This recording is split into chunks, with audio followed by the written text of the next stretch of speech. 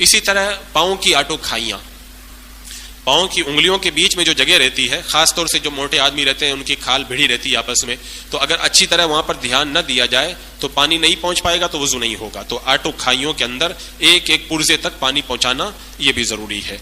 اسی طرح ناخنوں کے اندر اگر کوئی سخت چیز جم گئی ہے تو میل کے علاوہ، میل کے اندر تو معاف ہے، لیکن اور کوئی چیز اگر جم گئی ہے تو اس کو بھی چھڑا کر کے اس کے نیچے پانی پہنچانا یہ ضروری ہے.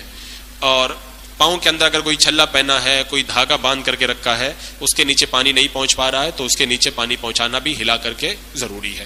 اسی طرح پاؤں کا جو ٹکنا ہے تو وہ پورا دھلنا ضروری ہے. کچھ لوگ جلد بازی کے اندر اس کا کچھ حصہ سوکھا رکھ دیتے ہیں، خشک رکھ دیتے ہیں، تو اس سے ان کا وضو درست نہیں ہوتا ہے.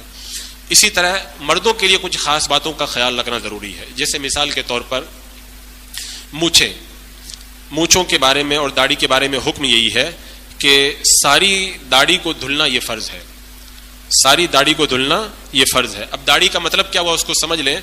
داڑھی کا مطلب یہ ہے کہ چہرے کی حد میں جتنی ہے، یعنی آپ ایسا کریں کہ اپنے ہاتھ سے گلے کی طرف اپنی جو ہے وہ ٹھوڈی کے نیچے سے حصے سے دبائیں اس کو، داڑھی کو.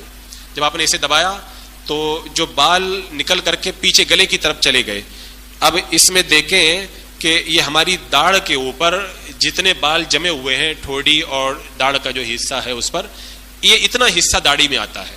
یہ ہاتھ لگا کے دیکھیں، یہ جو داڑھ کا حصہ ہے، یہ داڑھ کے اوپر جتنے بال جمے ہوئے ہیں یہ سب داڑھی پر آتے ہیں. تو اتنے جو بال داڑھی کے ہیں ان تمام بالوں کو دھلنا جو ہے وہ فرض ہے. یعنی ان میں سے اگر کوئی خشک رکھ دیں گے آپ تو آپ کا وضو صحیح نہیں ہوگا. ہاں